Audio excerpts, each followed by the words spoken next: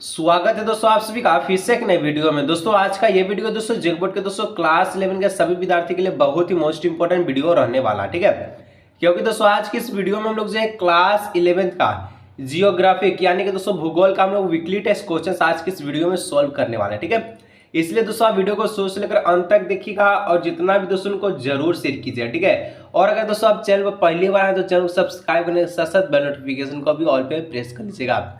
तो चलिए दोस्तों बिना देरी के क्लास 11 जियोग्राफी का वीकली टेस्ट क्वेश्चन को सॉल्व करते हैं। जियोग्राफी में भी दोस्तों आपका ऑब्जेक्टिव प्लस सब्जेक्टिव दोनों प्रकार का आपका जो प्रश्न है, ठीक है। चलिए तो सबसे पहले यहाँ पर दोस्तों सेक्शन ए रहता है, जो कि सेक्शन है आपका 10 MCQ प्रश्न का खंड एक रहता है, ठीक है। यानी कि सेक्शन ए में जितना भी प्रश्न रहेगा सारा का सारा MCQ रहेगा, टोटल 10 MCQ रहता है, ठीक है। और ये आपका 20 नंबर का रहता है। तो पहला प्रश्न दोस्तों आपसे पूछा गया है कि जैव विविधता का संरक्षण निम्न में किसके लिए महत्वपूर्ण है। तो जैव विविधता का संरक्षण दोस्तों किसके लिए महत्वपूर्ण है? जंतु के लिए, पौधे और प्राणी के लिए और पौधे, या फिर दोस्तों सभी जीवधारी के लिए। तो जैव विविधता संरक्षण का मतलब ही कहता है कि जितना भी सभी जीवधारी है उसके लिए बहुत ही महत्वपूर्ण है जैव विविधता संरक्षण, इनके सभी का बचाव होना चाहिए, ठीक है। तो ऑप्शन नंबर डी हो जाएगा। चलिए आगे बढ़ते दोस्तों 2 नंबर बोलता है कि भू सूचना विज्ञान तकनीकी में, ठीक है, विश्व स्थिति तंत्र GPS का उपयोग होता है। तब भू सूचना विज्ञान के लिए दोस्तों विश्व में स्थिति तंत्र का किसका उपयोग होता है? तो आंकड़ों के एकत्रीकरण में, ठीक है, आंकड़ों के एकत्रीकरण में, यानी ऑप्शन नंबर सी इस जगह इसका राइट आंसर, ठीक है। चलिए आगे बढ़ते दोस्तों 3 नंबर कहता है निम्न में से असुरक्षित प्रजातियां कौन सी है। तो निम्न में से दोस्तों असुरक्षित प्रजाति यानी कि जो सुरक्षित नहीं है वो कौन होगा? जो दूसरों को सुरक्षा असुरक्षा दे, बाघ हुआ, शेर, जिनकी संख्या अत्यधिक हो, जिन प्रजातियों के लुप्त होने का खतरा है। तो जिन प्रजातियों का लुप्त होने का खतरा है वही असुरक्षित प्रजाति में शामिल होगा, क्योंकि लुप्त होने का खतरा करने का मतलब क्या? ये असुरक्षित है। तो ऑप्शन नंबर डी हो जाएगा, ठीक है। चलिए आगे बढ़ते दोस्तों 4 नंबर कहता है पौधे तथा जंतु सर्वाधिक संख्या तथा व्यापकता प्रकारों में मिलते हैं। तो पौधे तथा जंतु सर्वाधिक संख्या तथा व्यापकता प्रकारों में मिलते हैं। क्या मिलते हैं?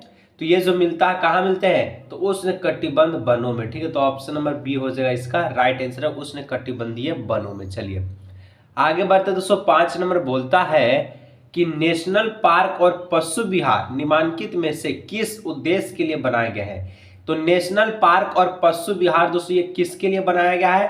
तो ये आपका संरक्षण के लिए बनाया गया है, ठीक है। तो ऑप्शन नंबर डी हो जाएगा संरक्षण इसका राइट आंसर, ठीक है। संरक्षण के लिए दोस्तों पशु विहार और नेशनल पार्क का निर्माण हुआ है, ठीक है। चलिए आगे दोस्तों आपका 6 नंबर कहता है कि विश्व में अनेक जंगली जीव जंतु अनेक कारणों से समाप्त हो रहे हैं। इनमें सर्वाधिक महत्वपूर्ण कौन है? शिकार अधिक है, निवास क्षेत्रों का विनाश, जलवायु परिवर्तन या प्रदूषित जल। तो निवास क्षेत्रों का विनाश, जहां पर जीव जंतु जंगली जीव जंतु रह रहा है वहां क्या कर रहा है? घास फूस सब काट दिया जा रहा है, उसका जो क्षेत्र है निवास वो विनाश कर दे रहा है, ठीक है। जो सब खत्म कर दिया, जिसके कारण जंगली जीव जंतु अनेक कारणों से समाप्त हो रहे हैं। तो ऑप्शन नंबर बी हो जाएगा। चलिए आगे दोस्तों 7 नंबर बोलता है जैविक अपक्षय में सम्मिलित है। तो जैविक अपक्षय में दोस्तों क्या सम्मिलित है? तो यहाँ पर कृषि, जीव जंतु, वनस्पति तीनों सम्मिलित है। तो ऑप्शन नंबर डी हो जाएगा इसका राइट आंसर, ठीक है। चलिए आगे बढ़ते हैं 8 नंबर की ओर। तो 8 नंबर दोस्तों कहता है विश्व में महाविविधता केंद्र रखने वाले देशों की संख्या है। तो विश्व में महाविविधता केंद्र रखने वाले विश्व का जो संख्या दोस्तों कितने देश है? तो टोटल 12 देश जो आपका जैव विविधता जो रखता है, यानी विविधता केंद्र रखने वाले, ठीक है, 12 देश। तो ऑप्शन नंबर हो जाएगा बी नंबर 12 नंबर। चलिए आगे दोस्तों नेक्स्ट 12 नंबर कहता है, यानी कि 9 नंबर कहता है कि भारत में वन्य जीव सुरक्षा अधिनियम निम्न में से किस वर्ष में पारित किया गया? तो वन्य जीव सुरक्षा अधिनियम दोस्तों ये 1972 में पारित किया गया था, ठीक है, 1972 ईस्वी में, सन 1972। तो ऑप्शन नंबर हो जाएगा ए नंबर 1972 में वन्य जीव सुरक्षा अधिनियम पारित किया गया। चलिए आगे बढ़ते हैं 10 नंबर जो कि ऑब्जेक्टिव यानी कि सेक्शन का लास्ट प्रश्न है। कहता है निम्न में से किस देश में पृथ्वी सम्मेलन यानी कि अर्थ समिट था? तो ये दोस्तों कहाँ था? तो ब्राजील में। तो ऑप्शन नंबर हो जाएगा बी नंबर ब्राजील इसका राइट आंसर, ठीक है। चलिए आगे बढ़ते दोस्तों सेक्शन में, जो कि आपका सब्जेक्टिव में इंटर हम लोग कर चुके हैं।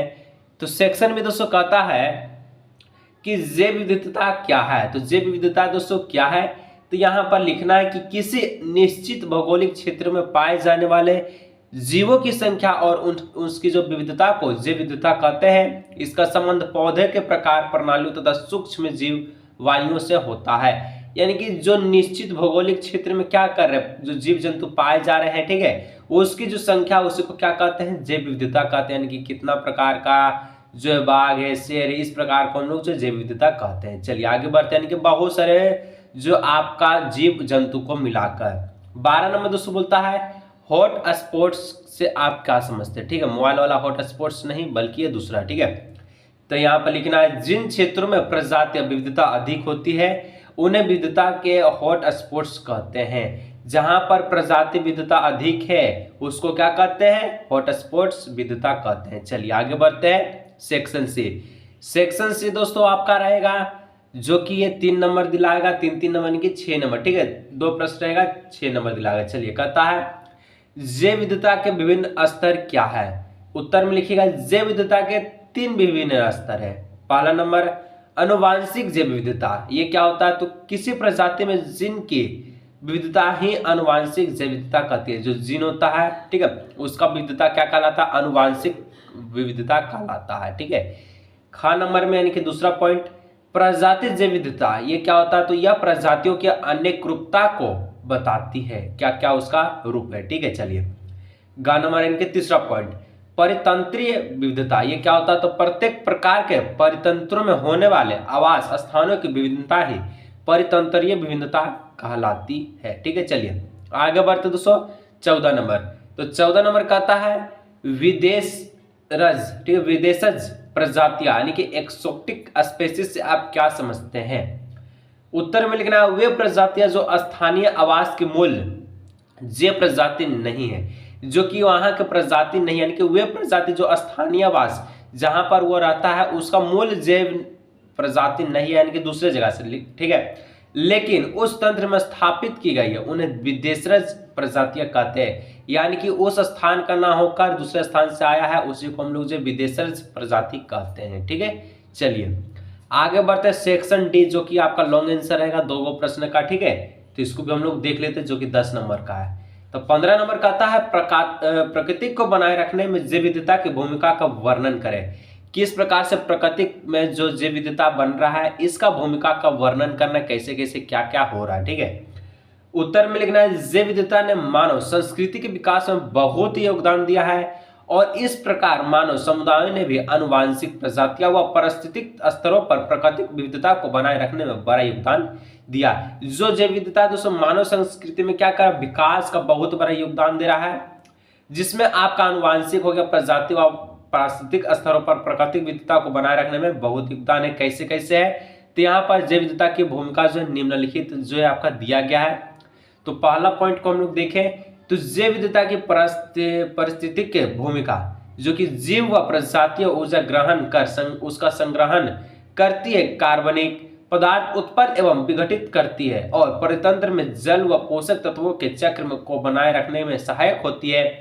इसके अतिरिक्त प्रजातियां वायुमंडलीय गैस के स्तर करती है और जलवायु को नियंत्रित करने में सहायक होती है। ये परितंत्र क्रियाएं मानव जीवन के लिए बहुत ही महत्वपूर्ण होती है, जो कि पारिस्थितिक भूमिका में निभाता है। ठीक है, उसके बाद जैव विविधता की आर्थिक भूमिका।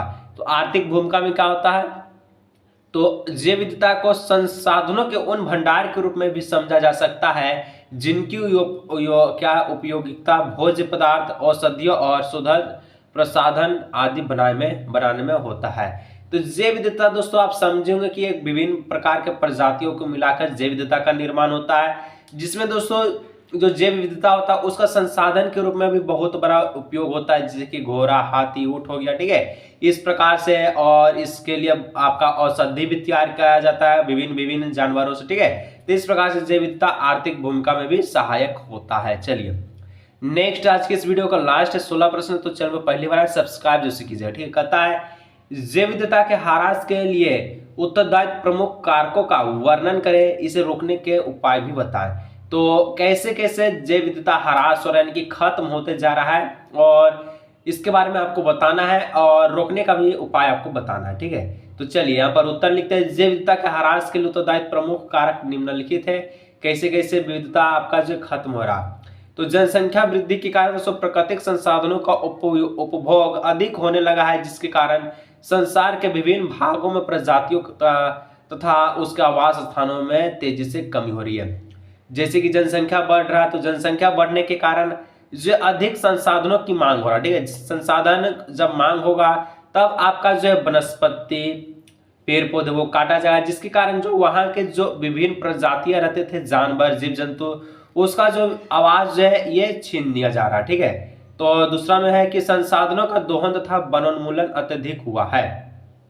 तो संसाधन का दोस्तों बहुत उपयोग हो रहा है, वनोन्मूलन में बहुत उपयोग हो रहा है। इस प्रकार से प्राकृतिक आवास का विनाश बहुत ज्यादा है। प्राकृतिक आपदा जैसे भूकंप हो गया, बाढ़ हो गया, ज्वालामुखी, ये सब प्रकार से आपका जो जैव विविधता जो खत्म होते जा रहा है। और इसे रोकने के उपाय में दोस्तों आप लिख सकते हैं, क्या लिख सकते हैं कि अधिक से अधिक जीव जंतु को जो क्या करें, तो सहायता के लिए दोस्तों पशु विहार का जो योजना चलाया था 1972 के अनुसार, उसको आपको नेशनल पार्क या फिर पशु विहार के लिए आवास योजना में उसको पहुंचा है। ठीक है, उसका बाद आप अधिक से अधिक पेड़ पौधा लगाएं। इस प्रकार से आप इसका उपाय भी लिख सकते हैं। तो आज के इस वीडियो में दोस्तों हम लोग इतना ही देखें, जो कि आपका क्लास 11 जियोग्राफी वीकली टेस्ट के लिए इंपोर्टेंट क्वेश्चन था। वीडियो को यहीं रखते हैं, मिलेंगे दोस्तों इस तरह और भी नए वीडियो में। तब तक के लिए दोस्तों नेक्स्ट वीडियो मिलते हैं।